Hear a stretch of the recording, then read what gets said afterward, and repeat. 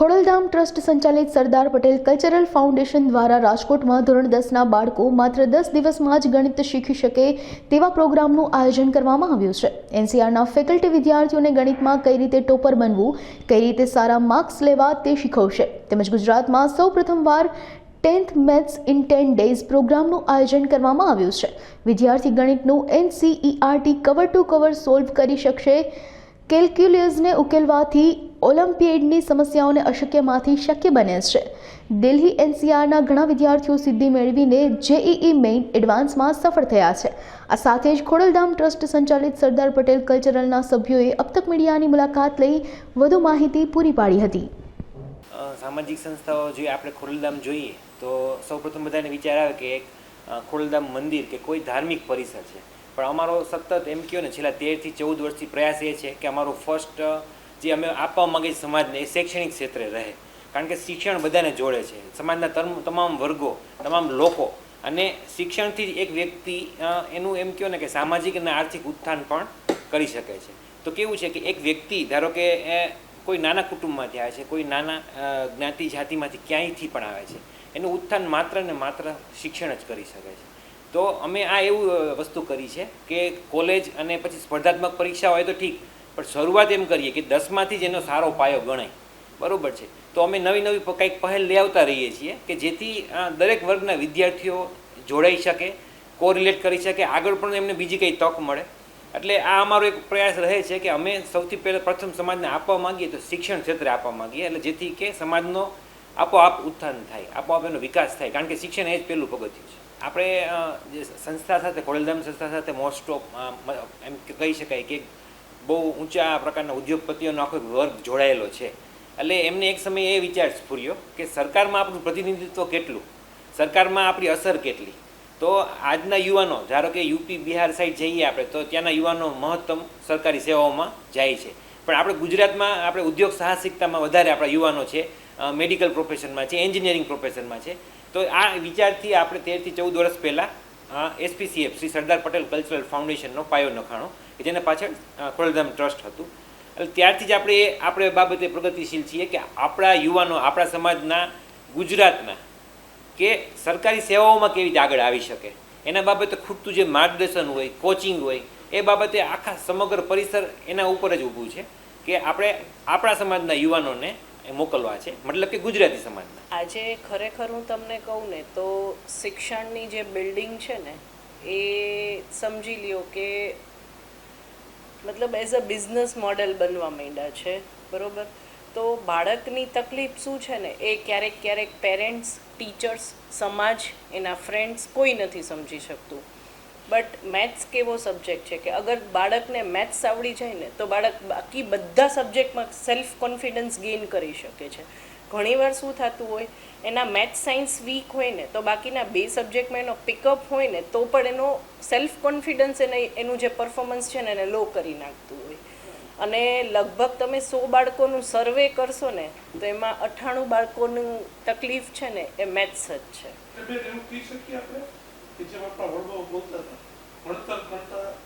ગણતર વધારે જરૂરી છે, એટલે ગણતર એટલે એક હોય છે કે ગણતરને આપણે અત્યારે ઇવેલ્યુએટ કરીને બોલીએ ને તો એ છે સ્કિલ ડેવલપમેન્ટ, જેની ઉપર અત્યારે કોઈ ફોકસ નથી કરતું। તમે કોઈ પણ બાળકને પૂછો ને તારે શું કરવું છે, મારે 10thમાં 100% લેવા છે, મારે એન્જિનિયરિંગ કરવું છે, મારે આ કરવું, પણ એક લર્નિંગ છે ને આજ સુધી તમે 10 બાળકોનું ઇન્ટરવ્યૂ લેજો, કોઈ એમ નહીં કે મારે લર્નિંગ કરવું છે। બધાય માર્ક્સની દોડાદોડીમાં ચાલે છે, બધાને સારા માર્ક્સ લેવા છે, સારી જોબ લેવી છે, બટ એ વસ્તુ બધાના પાયામાં મિસિંગ છે કે તમે કંઈક શીખશો ને તો તમે ઓટોમેટિકલી ત્યાં પહોંચવાના છો। કારણ કે હવે તો આ યુગમાં હું તમને કહી દઉં, ડિગ્રીના થપ્પા લગાડીને હું તમારી પાસેથી જોબ લેવા આવીશ તો તમે પહેલાં મારી સ્કિલ ટેસ્ટ કરશો કે મારી અંદર સ્કિલ કેટલી છે। ડિગ્રીના થપ્પાની ફાઇલ જ પછી ખુલે છે, મારું પ્રેઝન્ટેશન, મારું બોડી જેસ્ચર, બરાબર, તમારા પ્રોફેશન અકોર્ડિંગ ફિટ બેસે છે કે નથી બેસતું, મારી અંદર કેટલી સ્કિલ છે, હું તમને કેટલો બિઝનેસ આપી શકું છું મારી સ્કિલથી। તો એ મોસ્ટ ઇમ્પોર્ટન્ટ છે। એટલે અમે આજે પ્રોગ્રામ લઈ આવ્યા છીએ ને એની પાછળનો હેતુ શું છે કે અમે 10 દિવસમાં બાળકોને કોન્સેપ્ચ્યુઅલી સ્ટ્રોંગ કરીને 10 દિવસની અંદર એને NCERT cover to cover solve કરાવશું. કવર ટુ કવર મતલબ એની અંદરના એક સમ એ બાળક જાતે સોલ્વ કરી શકશે. અને આના માટે સ્પેસિફિકલી આ જે પ્રોગ્રામ છે એની શરૂઆત 2014થી થયેલી છે. અને દિલ્હી એનસીઆર છે ને, દિલ્હીમાં રૂરલ એરિયાઝ છે જ્યાં બાળકોને ભણતર નથી મળતું, ત્યાંના છોકરાઓ સાથે આ પ્રોગ્રામ સ્ટાર્ટ કરેલું હતું. અને દિલ્હી એનસીઆરના હજારો છોકરાઓએ એમાં પાર્ટિસિપેટ કર્યું છે. અને ઇન્ડિયા નહીં, યુએસએ, યુકે જેવી સારી યુનિવર્સિટીઝમાં એડમિશન્સ લીધું છે. અને આના થ્રુ ઓલિમ્પિયાડ, JEE એડવાન્સની એક્ઝામ પણ ક્રેક કરેલી છે. કારણ કે આફ્ટર ઓલ મેથ્સ આવડી જાય ને પછી બાળકને JEEમાં જતાં કોઈ ના રોકી શકે, કારણ કે ફિઝિક્સનો બેઝ પણ મેથ્સ છે. એટલા માટે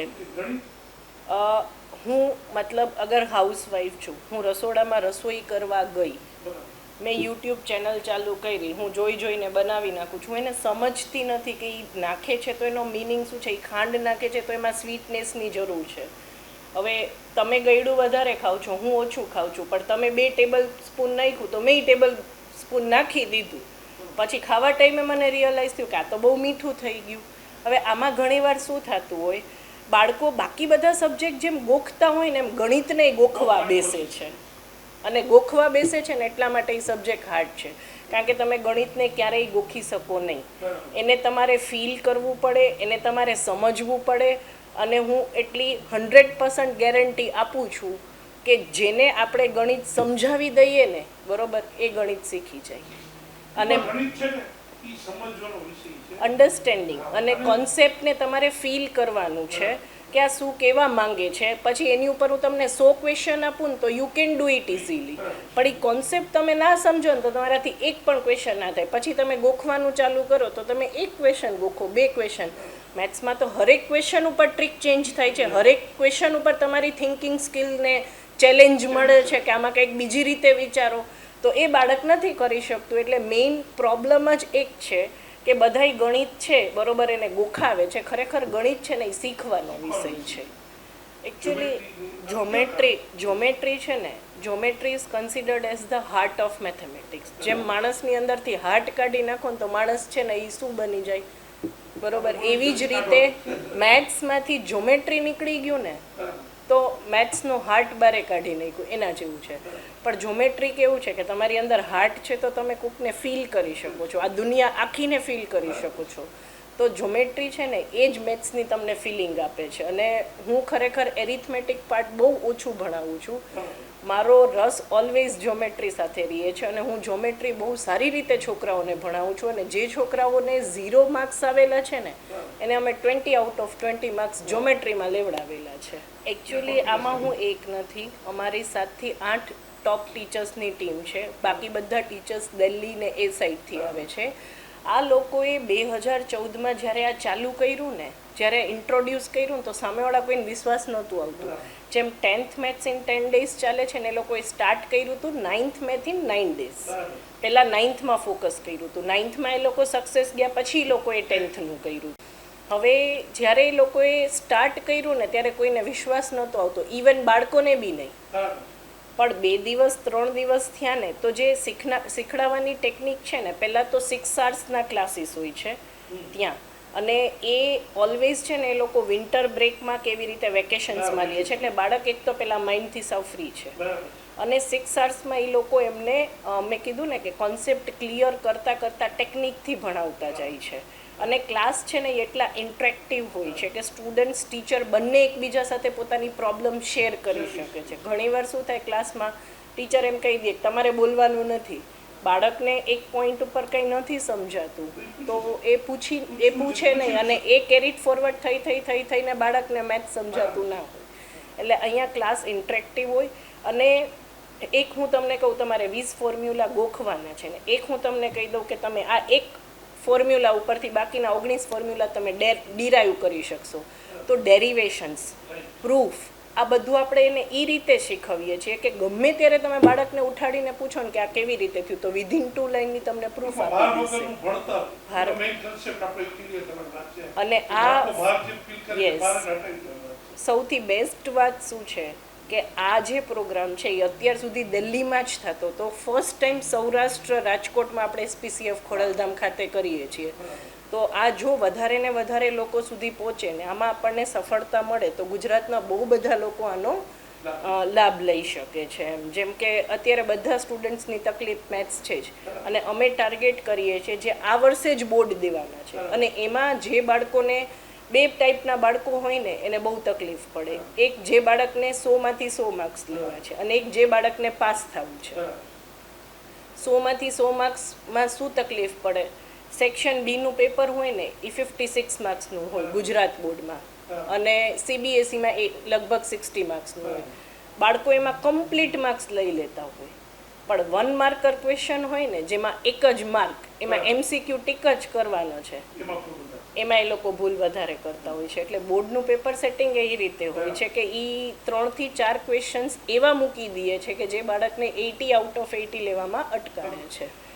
તો આપણે એવા સ્ટુડન્ટ્સને પણ ટાર્ગેટ કરીએ છીએ જેનો ટાર્ગેટ 100 આઉટ ઓફ 100નો છે. તો એને આપણે સ્કિલ ડેવલપ કરીને કેમ તમે 100માંથી 100 માર્ક્સ લઈ શકો છો એના માટે ટ્રેન કરશું. જે બાળકોને એવું છે કે હજી એનસીઆરટી એકેય વાર રિવાઇઝ નથી થઈ તો એને આપણે 10 દિવસમાં એક ફાસ્ટ ટ્રેક રિવિઝન જેવું આપીએ છીએ, કવર ટુ કવર સોલ્વ કરાવીને. તો એની અંદર એક સેલ્ફ કોન્ફિડન્સ ગેઇન થાય એમ. મારું નામ નિશા મંગે છે. હું આજે એસપીસીએફ ખોડલધામ તરફથી અહીંયા આવેલી છું. મારો ગુજરાતના 10th સ્ટાન્ડર્ડના સ્ટુડન્ટ્સ જે આ વખતે બોર્ડની એક્ઝામ અપિયર કરવા જવાના છે, પછી એ ગુજરાત બોર્ડ હોય કે સીબીએસઈ બોર્ડ હોય, બંનેમાં આપણને ખ્યાલ જ છે કે આપણે એનસીઆરટી કવર કરવાની હોય છે. તો એવા સ્ટુડન્ટ્સ માટે, અને સ્પેસિફિકલી એ સ્ટુડન્ટમાં પણ જે સ્ટુડન્ટ્સ જેને મેથ્સ થોડુંક અઘરું લાગે છે, સેલ્ફ કોન્ફિડન્સ ઓછો આવે છે, લાસ્ટ મોમેન્ટ ઉપર નર્વસ થઈ જાય છે મેથ્સ સબ્જેક્ટને લઈને, બાકી બધા સબ્જેક્ટમાં પરફોર્મન્સ બહુ સારું હોય છે પણ મેથ્સના લીધે એમનું પરફોર્મન્સ લો થતું હોય છે. તો એવા સ્ટુડન્ટ્સ માટે એક ખાસ સંદેશ છે કે એસપીસીએફ ખોડલધામ રાજકોટ સરદાર પટેલ કલ્ચરલ ફાઉન્ડેશન ખાતે એક પ્રોગ્રામ લઈને આવી રહ્યું છે, જે પ્રોગ્રામનું નામ છે 10th મેથ્સ ઇન 10 days.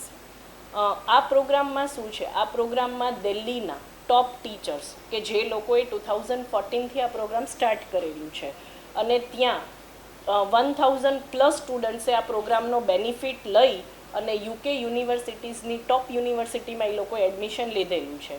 તો એ લોકોની એવી ઈચ્છા છે કે આ પ્રોગ્રામ આપણે ગુજરાત ખાતે કરીએ, અને સ્પેસિફિકલી એમાં ફર્સ્ટ ટાઈમ અમે આ પ્રોગ્રામ એસપીસીએફ ખોડલધામ રાજકોટ ખાતે લોન્ચ કરીએ છીએ, જેમાં 10 દિવસમાં 10th મેથ્સની એનસીઆરટી કવર ટુ કવર અમે સોલ્વ કરાવીએ છીએ વિથ કોન્સેપ્ટ ક્લિયરિંગ. તો જો તમારો બી મેથ્સ સબ્જેક્ટ વીક છે કે તમને એમાં કોન્ફિડન્સ નથી આવતો તો તમે આ પ્રોગ્રામનો સ્પેશિયલી લાભ લઈ શકો છો.